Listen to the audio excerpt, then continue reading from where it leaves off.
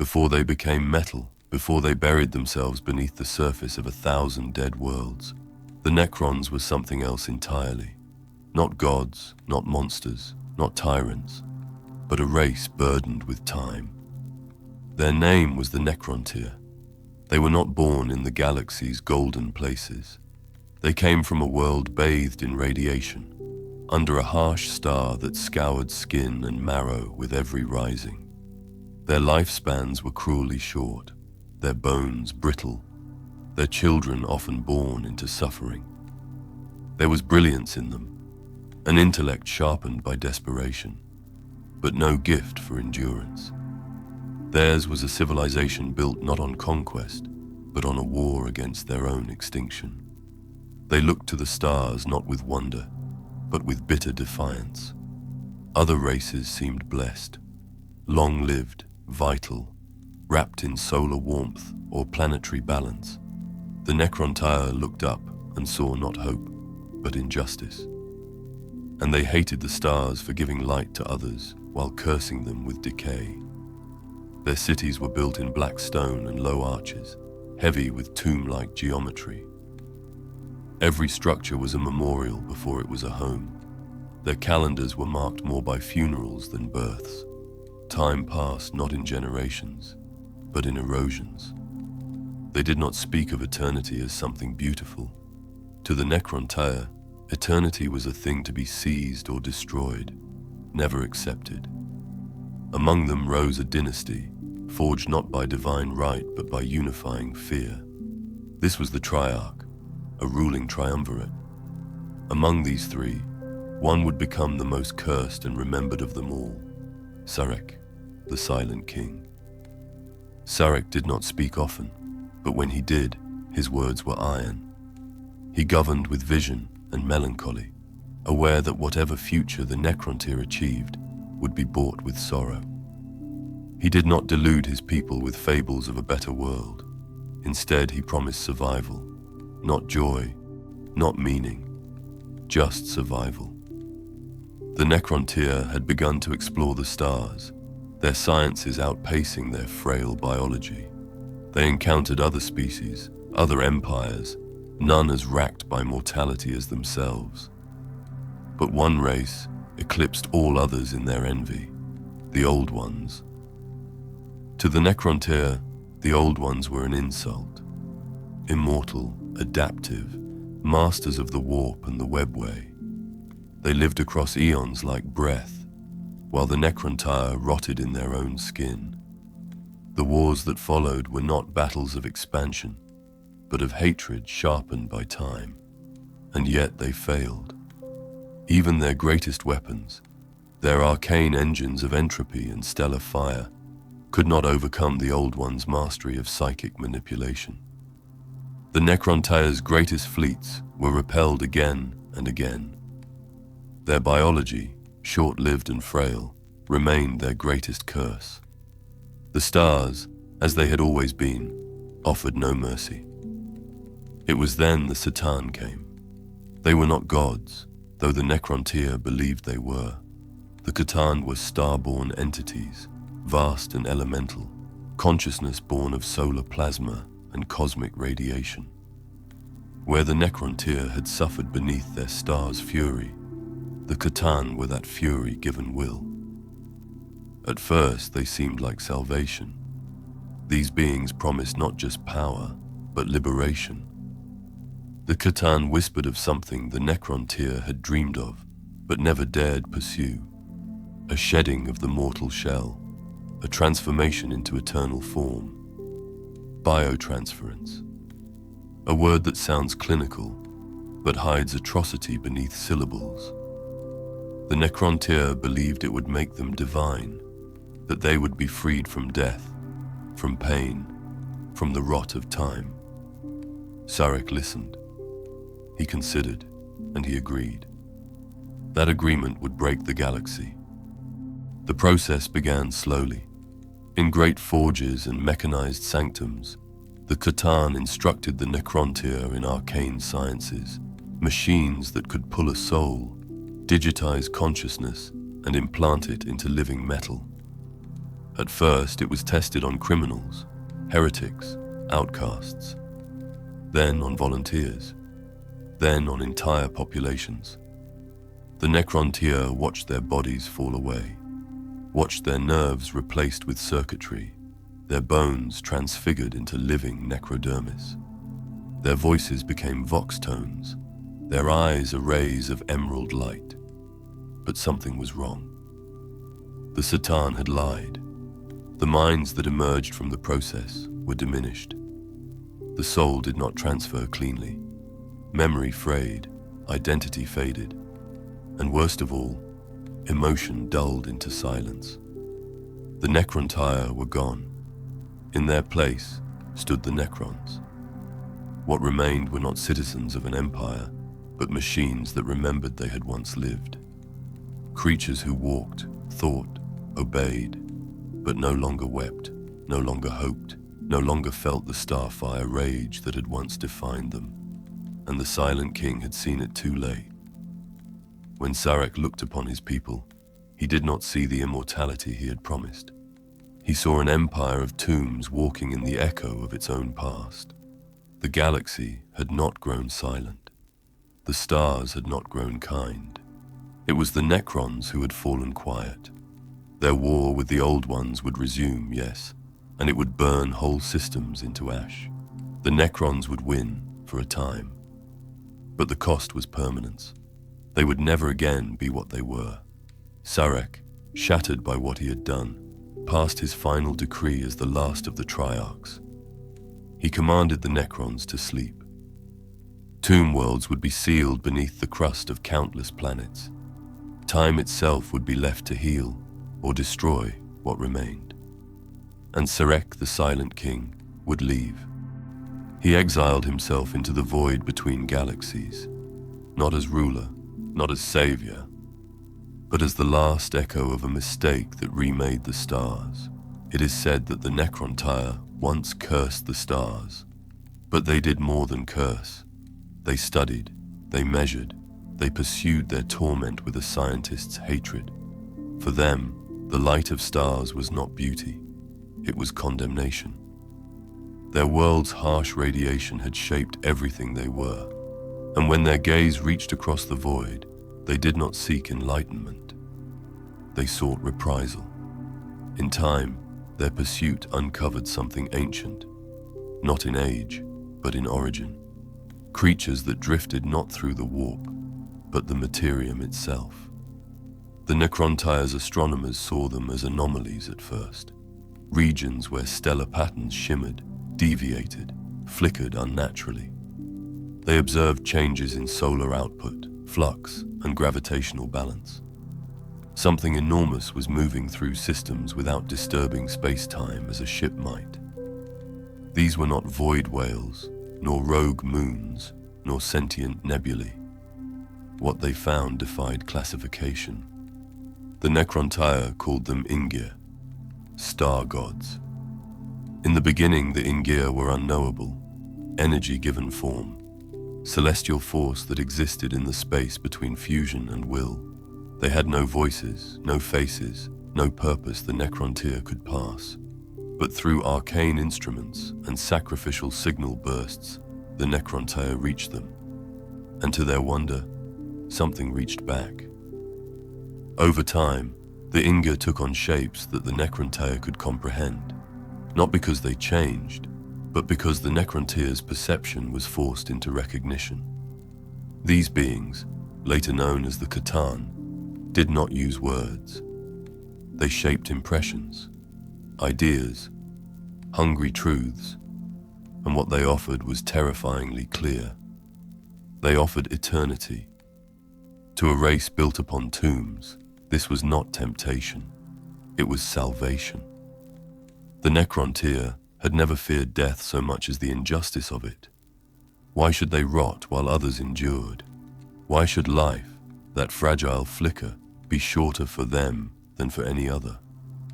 The Satan offered a path beyond the body, freedom from radiation, sickness, pain, a world where bones would not crack and memories would not fade. They promised more than the stars had ever given. But there was a cost. The pact was not signed in blood, nor bound by ritual. It was agreed in silence, beneath vaulted laboratories, where reality was bent to mechanical will. The Necrontyr, desperate and brilliant, constructed the first biotransference engines with the Satan's guidance. Vast assemblies of unimaginable complexity. Machines that would separate soul from flesh and pour the living essence into vessels of necrodermis. A living metal that mimicked biology but remained impervious to time. Zarek, the Silent King, authorized the process. He watched the first test subjects shiver as their bodies were pulled apart, neuron by neuron, essence by essence, and then bound into new forms. They did not scream. Or if they did, the machines did not record it. The Satan observed the procedure with something akin to satisfaction. But Zarek did not flinch. He could not. His people demanded hope. He would give it to them, even if it came wrapped in cold steel. Entire dynasties underwent the process. Cities became processing centers. Families were reduced to code. 1 billion lives became metal in days. The Satan guided each transfer, consumed the psychic residue, and fed on the fear and confusion that rippled through each soul. Because the truth was hidden in the mathematics. The Satan had not offered immortality for free. They feasted on the soul stuff released during the transfer. They drank deeply from each scream, each severed thread of identity. And as the Necrontyr became Necrons, their essence diminished. The Satan grew stronger. The Necrons grew hollow. Those who survived the transfer retained command structures and function. But something integral was missing. Emotion became echo. Passion was flattened into order. Memories turned brittle. Each individual became a vessel for a will that no longer pulsed with life. The Satan, once shaped by stellar fury, now walked in humanoid forms of godlike proportion. They strode across Necrontyr tomb worlds, like shepherds among obedient flocks. The Necrons did not rebel, for rebellion requires rage. They did not mourn, for mourning requires love. Only Zarek remembered. He stood on the edge of his throne world and stared at what he had made, an empire of silence. The Satan had reshaped the galaxy's most bitter race into a machine vassal empire. The Necrons no longer aged, no longer bled, no longer ached, but they no longer lived either. Zarek knew the Pact had been a lie, or worse, a truth twisted. The price of survival had not been paid with war or wealth.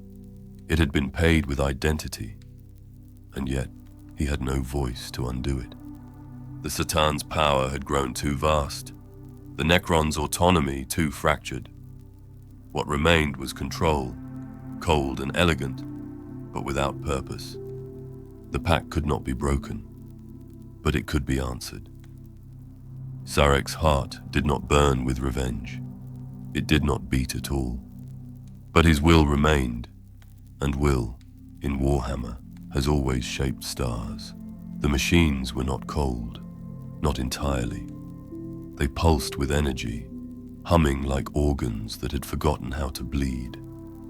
Inside the processing chambers, the air shimmered, not with heat, but with psychic recoil.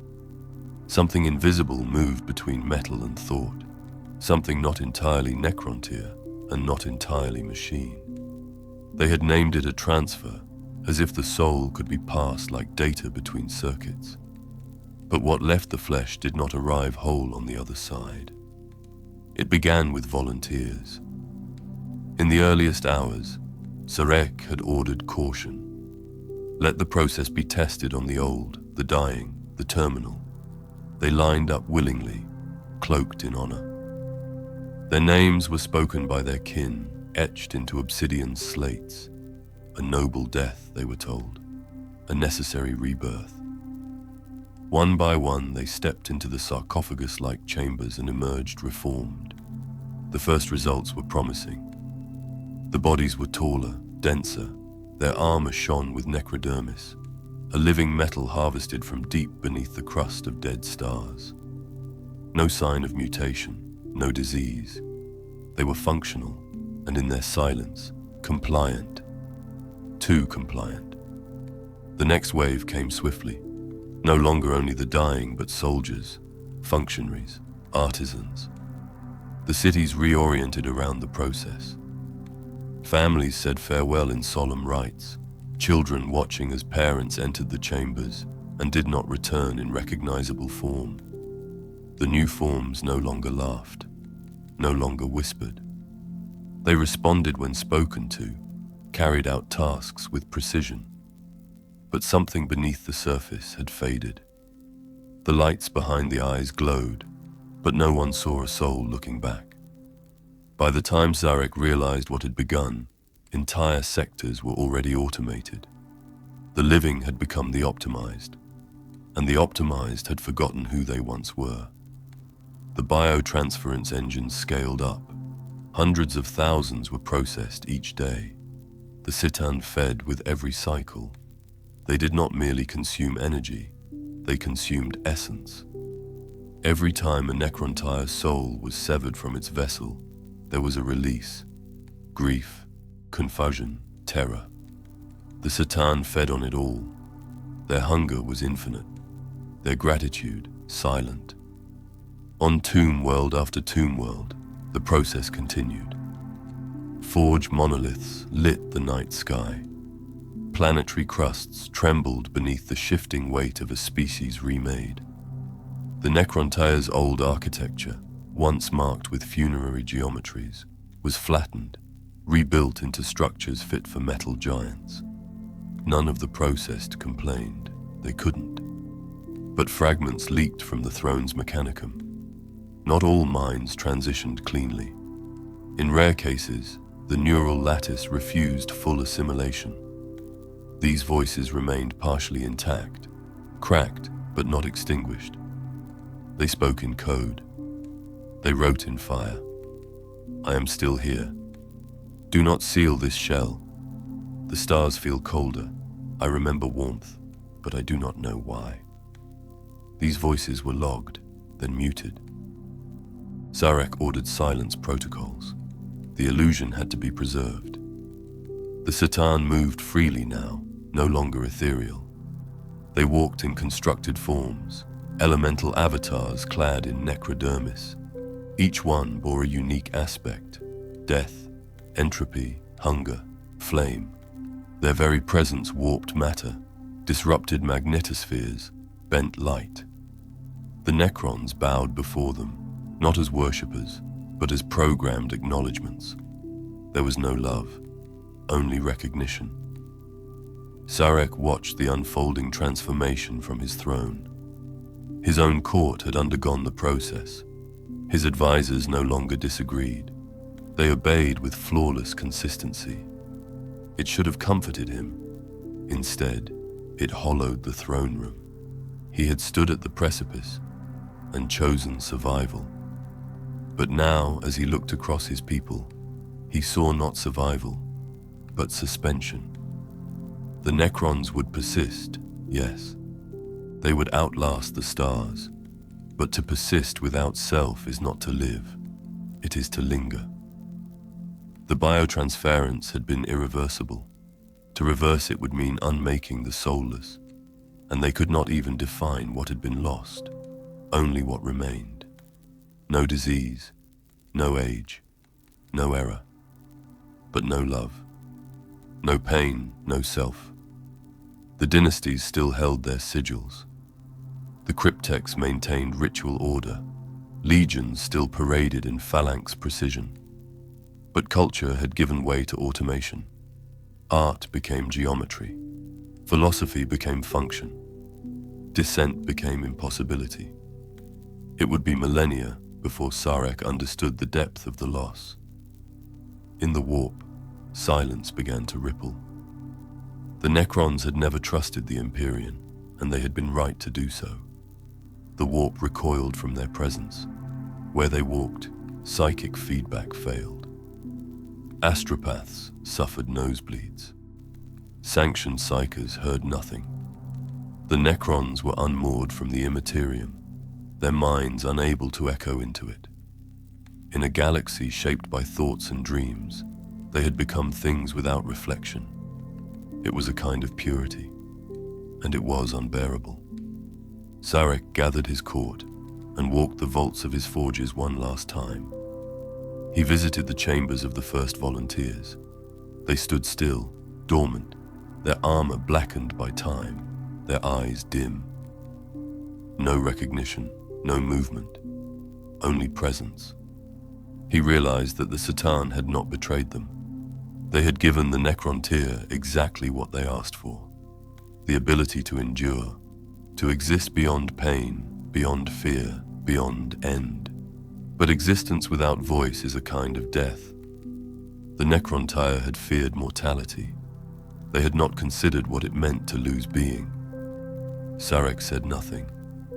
His will remained intact, but his heart, such as it had been, no longer knew what to grieve. The biotransference had succeeded, and an entire species would never sleep the same again. There was no celebration when the final biotransference engines cooled, no victory procession, no dawn of a new era marked by music or proclamation.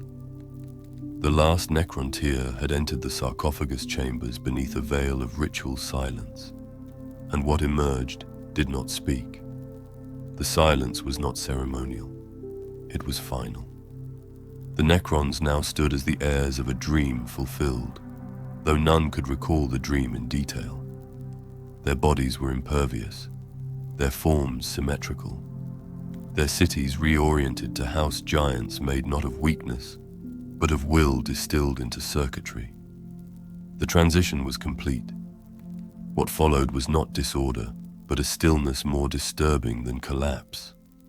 Across 1,000 systems, the rituals of a once proud species continued without pause. Armies drilling in absolute synchronicity, architects shaping pyramidal megastructures by rote, cryptex tracing formulae long after their implications had ceased to matter. The machine had become self-sustaining, but what had once been passion and defiance now existed as protocol and echo. Dynasties endured. The noble families retained their emblems, their ancient codes, their courtly rituals. Yet the meaning beneath those traditions had been leached away.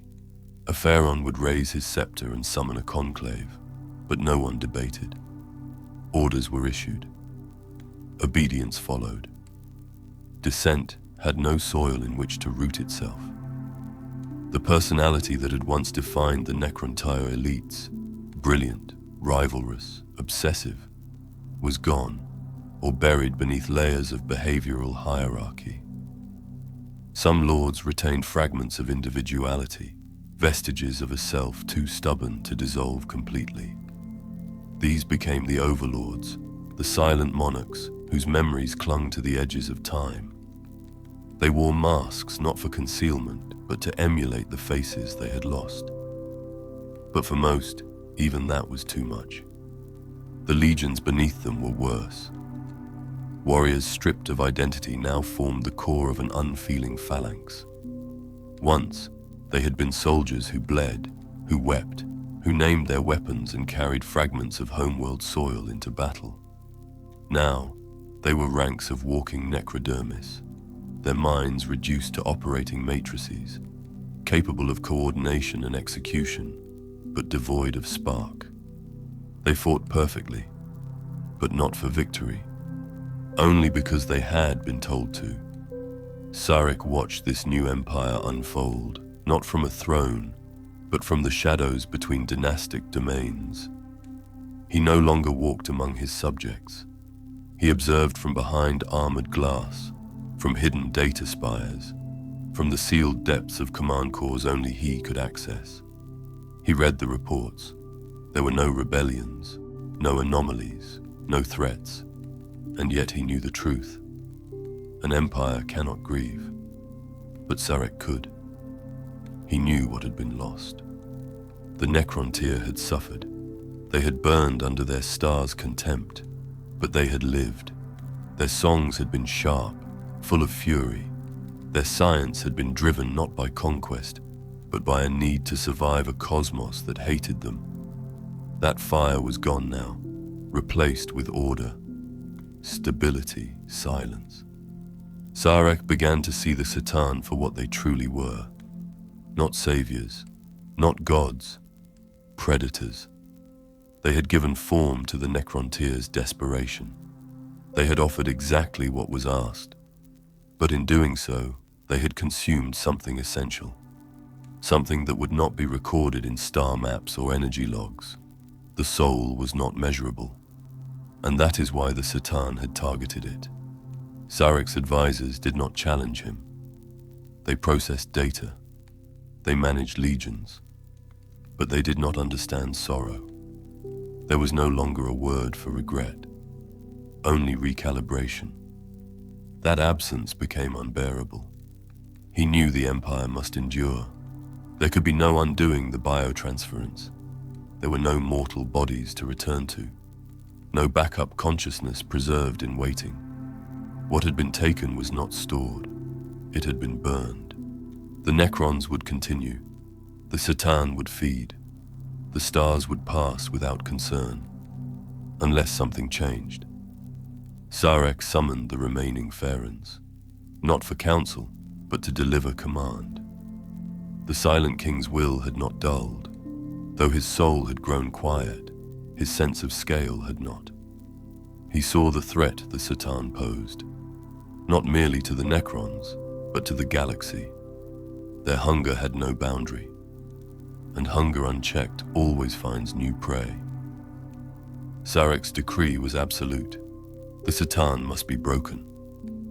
The Silent King turned the full technological might of his dynasty against the star gods. Through force, guile, and weapons of unimaginable sophistication, they shattered the beings who had once shaped the Necrons' destiny. The C'tan could not be killed in any permanent way, but they could be fractured, cut into shards, bound in containment matrices, turned from cosmic predators into tools of war.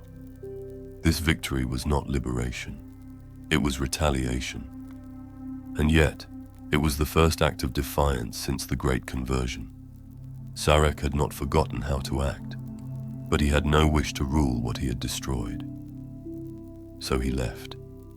He stepped down from his throne, severed the command protocols that bound the dynasties to his word, and exiled himself beyond the rim of the galaxy.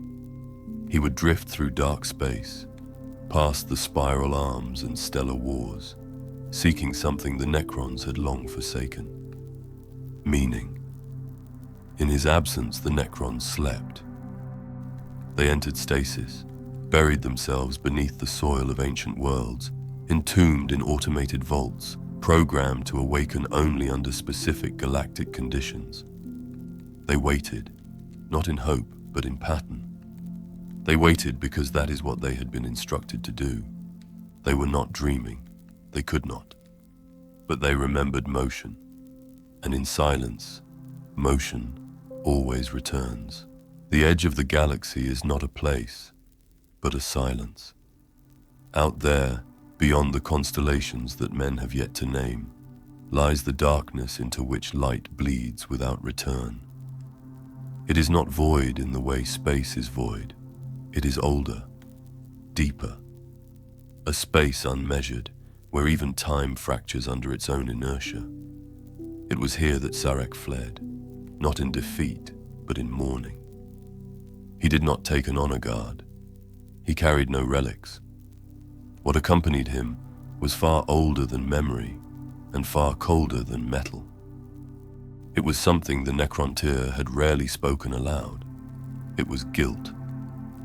The Silent King had commanded a species to abandon its soul. He had not done so for cruelty, nor for ambition, but for fear. That is the most haunting truth.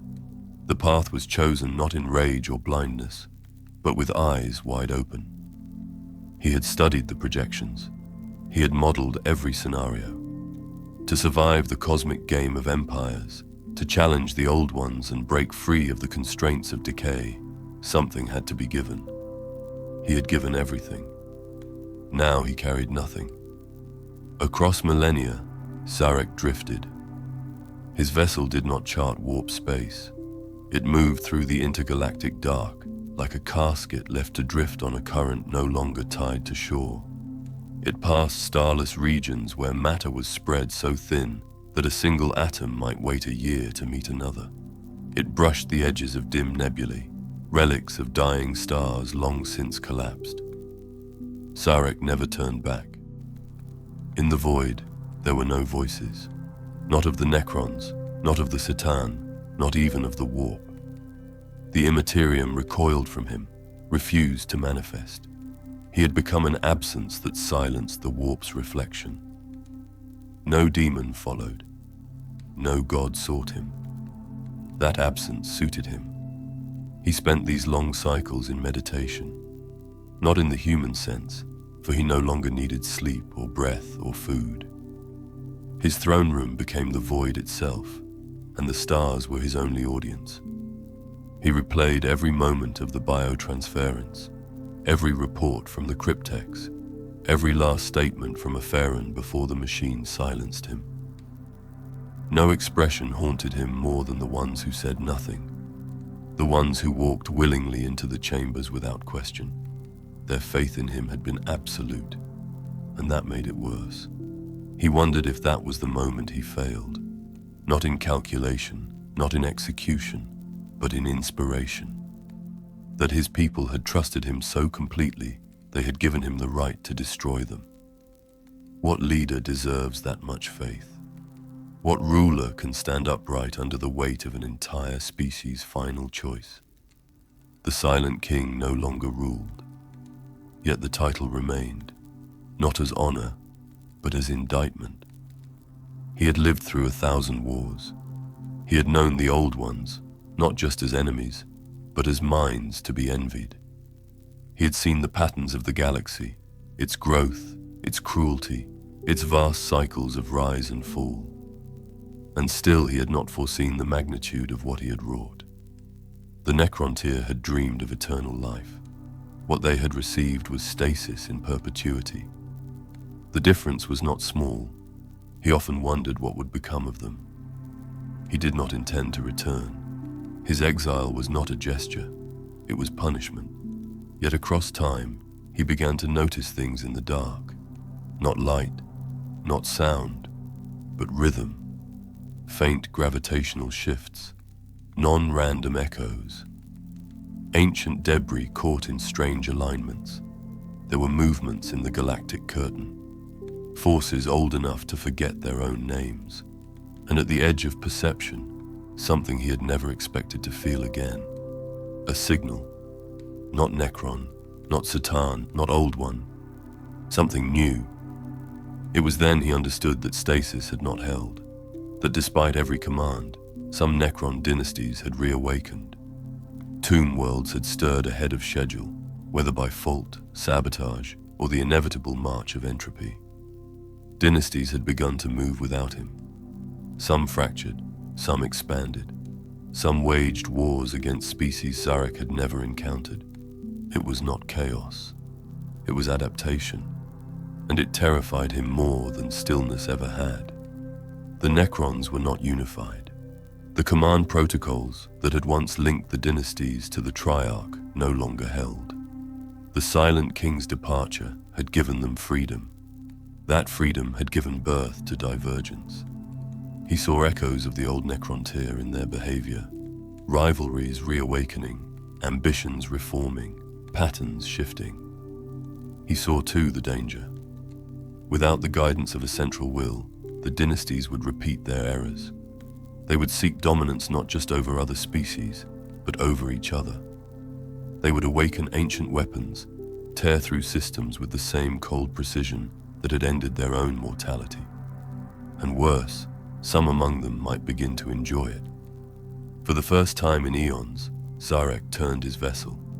He did not do so in haste. There was no panic, only purpose. If the Necrons were truly awake, then their legacy had begun again. It would not be left to chance. Sarek would return, not to reclaim his throne, but to bear witness, to ensure that what had been sacrificed was not utterly wasted, that somewhere in the scattered fragments of his people, something remained worth preserving. He did not know what form that would take. He only knew that grief, when left unspoken, becomes something else. Direction. It did not begin with a battle. There was no fanfare, no sudden flash in the heavens to mark the moment when the first tomb complex stirred. It began with movement, subtle enough to be mistaken for tectonic shudder. Beneath the crust of a lifeless world, mechanisms turned that had not moved in 60 million years. Vast hydraulic cores spun in absolute silence, not because the world was deaf, but because its surface had long forgotten what noise was. The reawakening was never uniform. No signal pierced the void to summon all Necrons at once. Each tomb world operated according to its own protocols, each driven by contingencies written in an age before man had fire. In some systems, seismic disruption triggered automated subroutines. In others, exploratory mining drills cracked open vaults that should have remained sealed. A few reawakened out of sync entirely, their data matrices eroded by time or warped by stray pulses from nearby black holes. When the tombs opened, they did so without error. No air escaped, no dust billowed. The process was too perfect for decay. Massive stasis crypts peeled back like the petals of dead flowers. From within came the Necron legions, their necrodermis frames unmarred by time. Each warrior stepped forward, not with hesitation, but as if no time had passed at all. Their weapons powered up instantly. Their formations snapped into place. Every motion was precise, silent, inexorable. Yet not all awoke the same. Some warriors emerged with corrupted neural matrices, sparks of consciousness misaligned. A few retained fragments of memories, partial echoes of a life they no longer understood. Others displayed behavioral anomalies, pausing for moments, turning towards skies they could not explain. These were logged, then suppressed. The cryptechs were among the first to become fully functional. It was their role to maintain the technological integrity of the tomb, to reinitialize systems, calibrate power cores, assess planetary status. They acted quickly, efficiently. To them, time was a variable. The galaxy had changed, certainly, but function remained. For the overlords, awakening was different. It came not as reboot, but as judgment. Each pharaoh or overlord had once ruled entire dynasties with singular will. Upon reawakening, they found the galaxy no longer a known quantity. Old rivals were absent. Stars had shifted. Records were incomplete. Some worlds they had marked as vassal systems were now home to creatures they could not name. Others bore human settlements. Others were dust. Their fury was not loud, but it was absolute. These Necrons remembered hierarchy, power, conquest. They remembered war with the Old Ones, the betrayal of the Catan, the exile of the Silent King. And though most had not spoken a word in millennia, they remembered purpose. They began to act. Some began campaigns of reclamation, retaking their old holdings, sending forth exploratory tendrils of warrior cohorts to reassert control over abandoned systems. Others turned inward, seeking to consolidate their strength before revealing themselves. A few, fragmented beyond repair, waged war against their own kind, having forgotten what alliance even looked like. The galaxy responded with confusion. Imperial records were the first to report anomalies. Adeptus Mechanicus expeditions vanished in uncharted sectors. Rogue traders returned with tales of glowing statues that walked and spoke in ancient dialects. Space Marine forces dispatched to investigate reported skirmishes with skeletal constructs immune to bolter fire and untouched by fear. The Inquisition took notice. The Mechanicus became obsessed. No one understood. The Necrons did not announce themselves. They had no need. The galaxy was not theirs to speak to. It was theirs to reclaim. But it was not just the warriors that returned. Entire structures, catacombs, obelisks, monoliths, rose from beneath the soil. These were not buildings in the conventional sense. They were extensions of thought, shaped from necrodermis and guided by quantum resonance fields that responded to command at the speed of will. Each structure had purpose, some as relays, others as dimensional anchors, a few as prisons for things never meant to stir again. What had once been forgotten terrain became fortified bastions overnight. And within the deepest layers of the Reawakening networks, the Necrons began to link. Data flowed between tomb complexes. Dynasties identified one another. Warriors aligned according to ancient algorithms of command hierarchy and resource prioritization. But there was no unifying voice. The Silent King had not yet returned. Without Sarek's protocols, there was no triarch to govern the dynasties. Each acted independently, their own version of order maintained by whatever remained of their core command logic. Some sought dominance, others secrecy.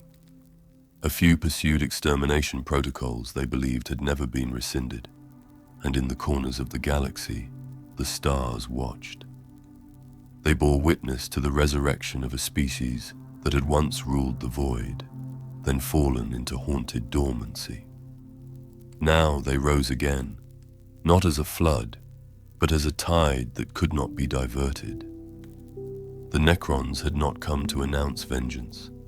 They came to finish what had never truly ended. What remained, scattered and half forgotten, now moved with precision. Across tomb world after tomb world, lights flickered to life, not randomly, not chaotically, in rhythm. The galaxy did not yet understand the shape of the returning storm, but it would. The return of the Silent King did not begin with heralds. There were no banners unfurled from planetary spires, no declarations transmitted across the stars. His vessel entered the galactic disk through a quiet corridor of dead systems, cutting across a region where stars had collapsed into silence long before the rise of mankind. What accompanied him was not an army, but a will older than any empire now standing. Sarek had not come to reclaim power. He returned because the galaxy had changed in ways that could no longer be observed from the void. When he first re-entered real space, his vessel made no contact. It passed unnoticed through sectors haunted by the wreckage of long-forgotten conflicts.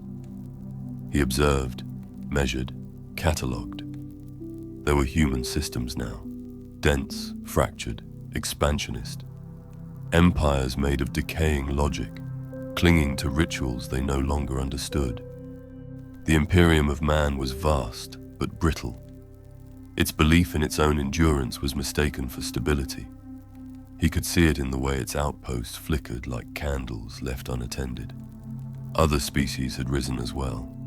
Eldar, remnants of an age gone mad with sensation.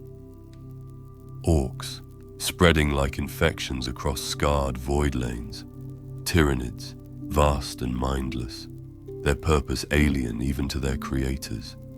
And beneath it all, the warp, the howling thing. Still present, still seething, still unclean.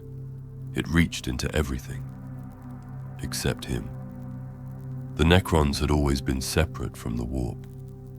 Now Sarek saw how precious that distance had become. Mankind lived half within that storm, guided by blind prophets and deaf gods. The Necrons, though hollowed, remained untouched. It was not peace, but it was clarity. He visited tomb worlds in secret. Many had reawakened incorrectly, dynasties fractured, command hierarchies corrupted by time, overlords believing themselves to be supreme rulers of galaxies that had already forgotten their names. Sarek did not interfere, not yet. He observed how they moved, how they fought, how they remembered, or failed to. There was no unified voice among them, only echoes. Some dynasties engaged in open warfare, others remained hidden, rebuilding beneath the crusts of captured moons. A few had formed tenuous pacts with alien species, gestures not of diplomacy, but of opportunity. Sarek knew this could not last. Without a central will, the Necrons would devolve, not into chaos, for they were not made for disorder, but into static purpose without direction. A species cannot survive on memory alone. It must know what comes next. He activated his beacon.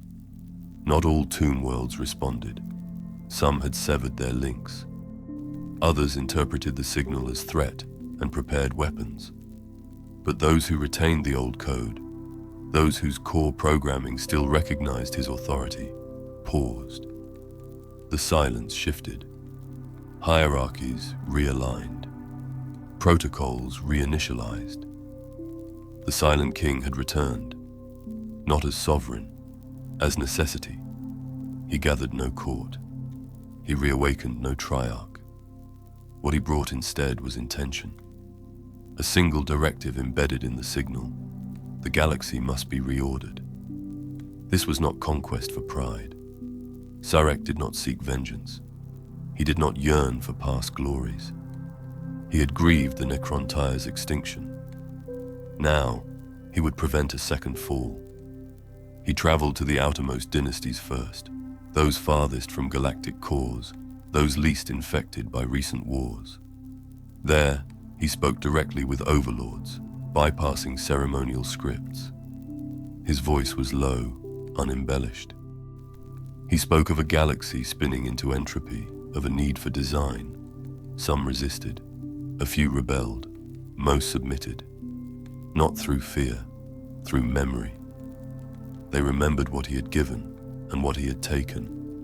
Neither were small things. In the newly aligned tomb complexes, factories began to shift production. Monoliths were redeployed. Canoptech constructs swarmed in orbit, reconfiguring relay networks long since defunct. Cryptechs redesigned old protocols to accommodate new species. Old templates were examined and dismissed. The Necrons would not return to what they were. They would become what the galaxy needed to be made whole again. This was not unity born of hope. It was precision born of purpose. Sarek, in time, revealed himself publicly. Not through broadcast, through presence.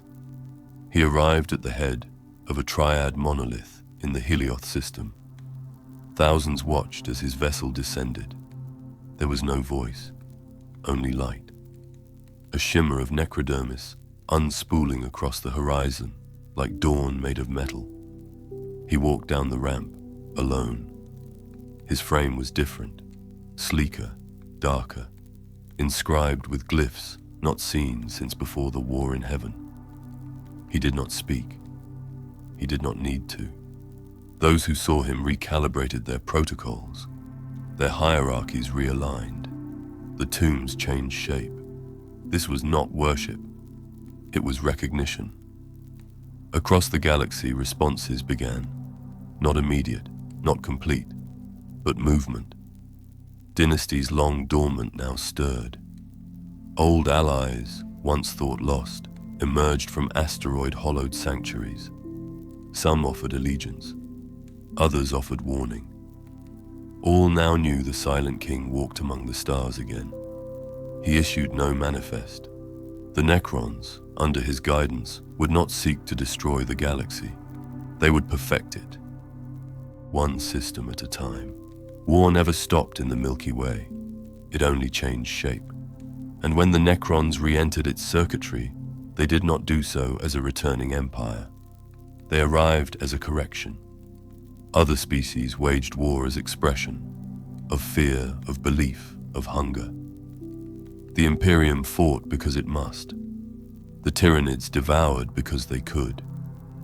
Orcs fought for joy, Eldari for revenge, Chaos for madness. The Necrons fought for none of these things. They fought because the galaxy was broken. It had always been broken. Now they intended to fix it.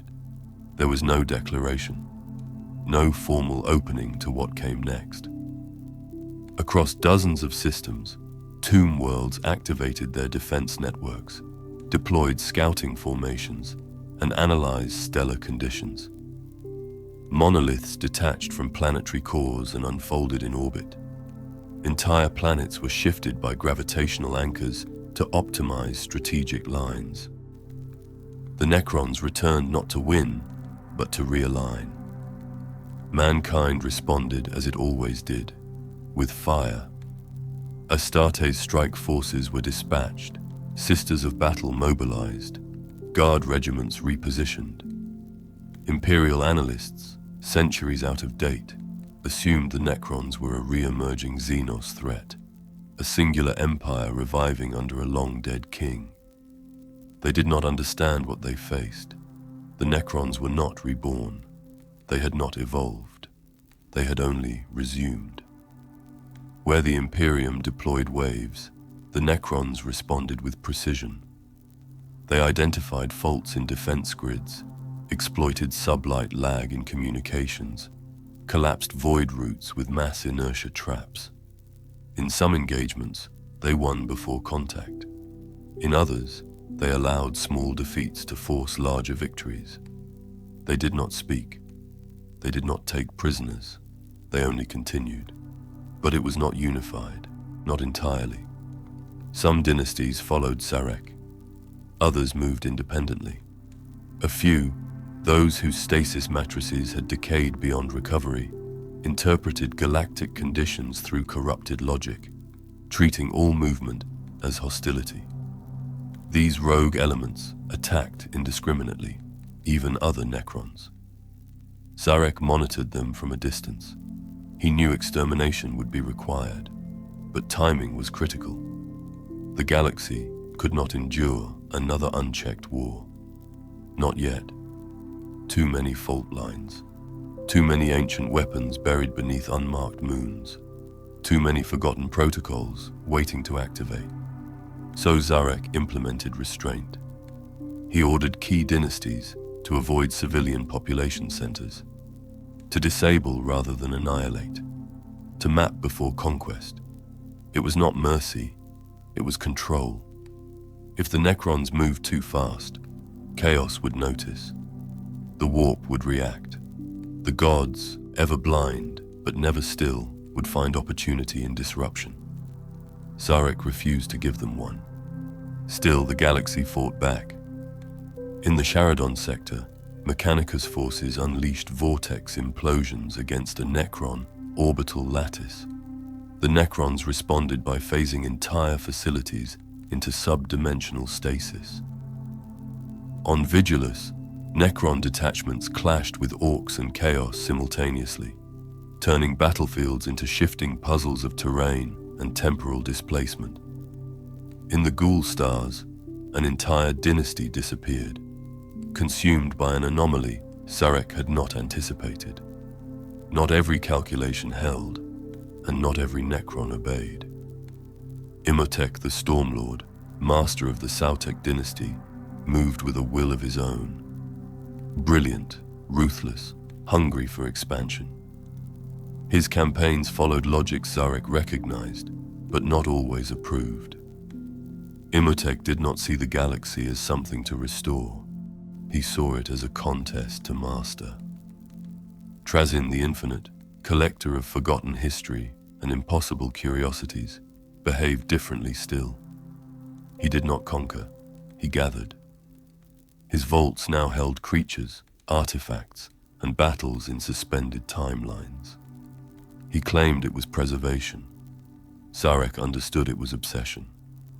These figures were not rebels, they were deviations, acceptable ones, for now. Sarek watched their movements, not with anger, but with calculation. They were variables in an equation he had not finished solving. Each dynasty brought strength.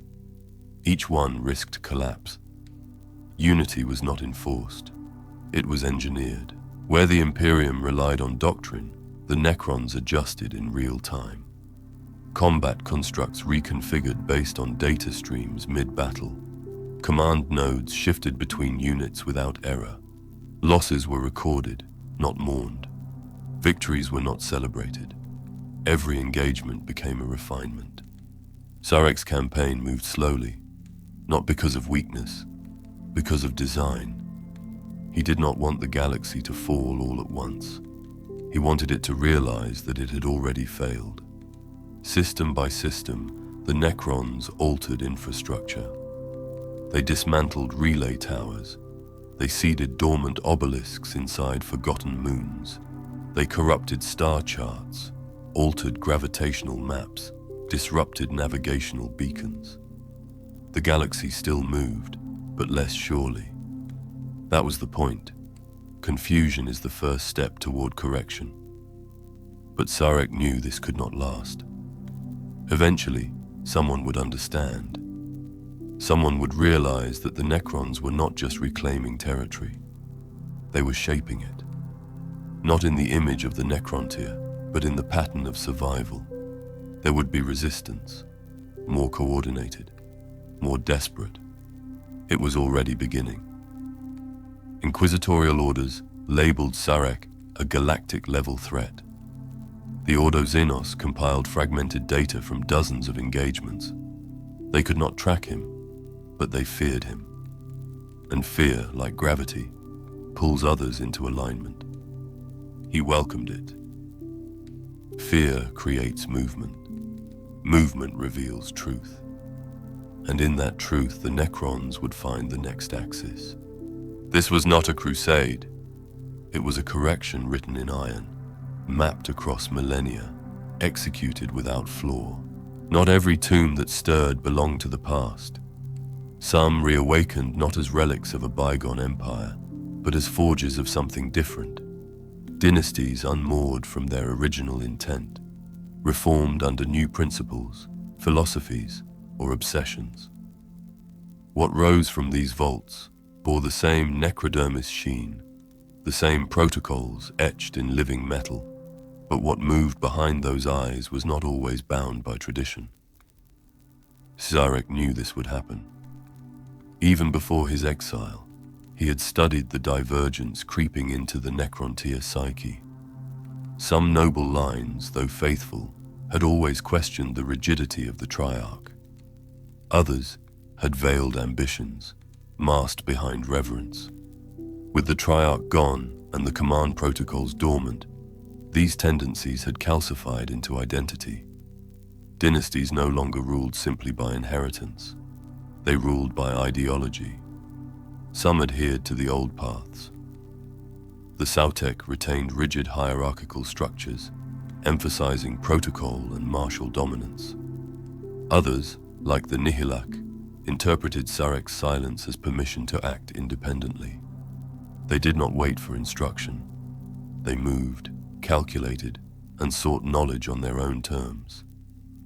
Then there were those who had changed entirely.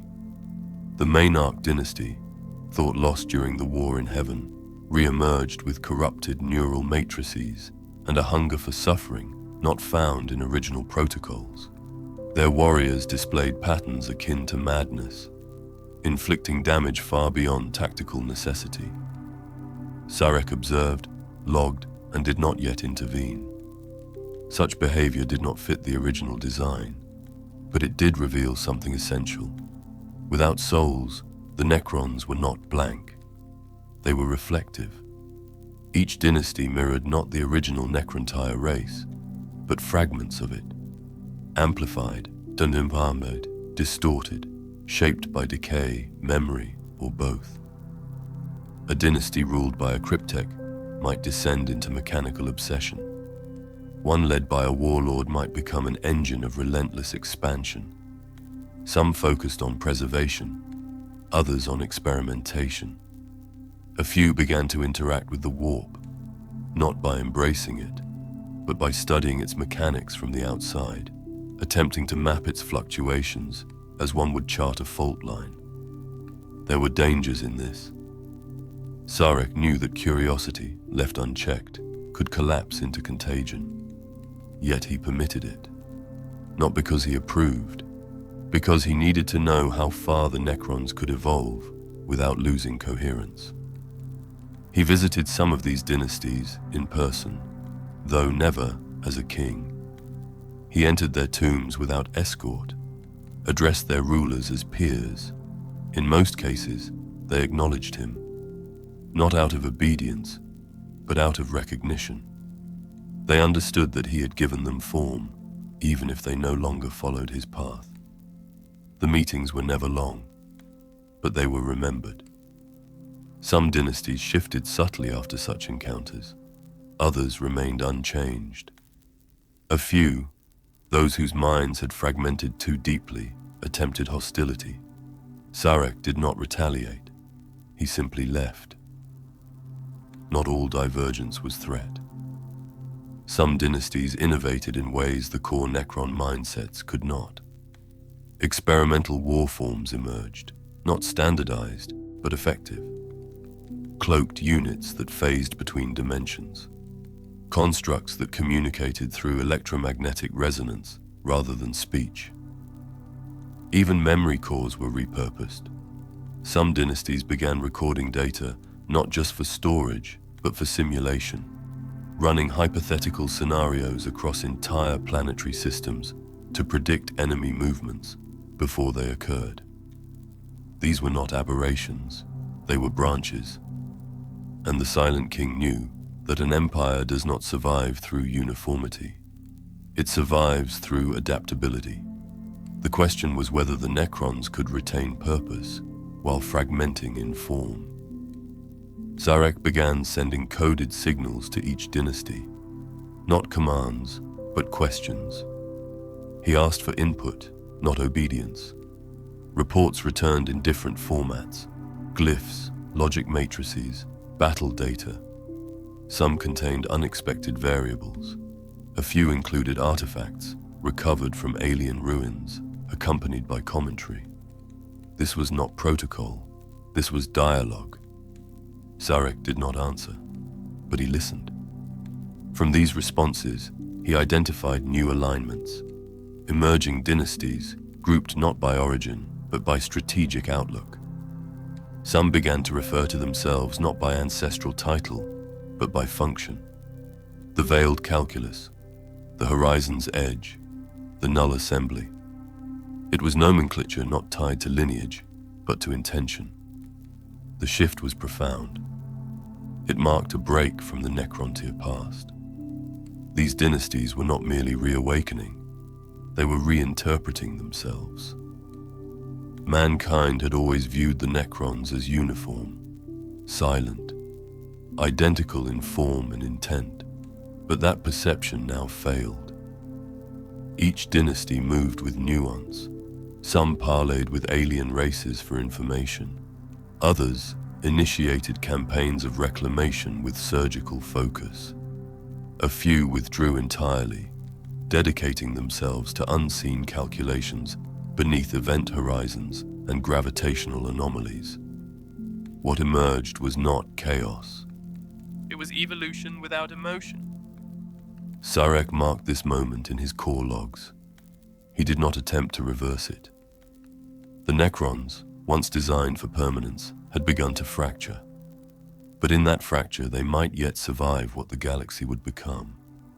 He would not resist it, but he would guide its shape. Sarek stood once again in silence. Not among his legions, not before any throned dais or war council, but beneath the light of a dying star whose name had been forgotten before the birth of terror. The world beneath his feet was unremarkable, a scarred and barren place, home only to dust and gravitational echoes. Yet he had returned here with purpose, for this had been one of the last systems to fall to the Satan's will before the biotransference began.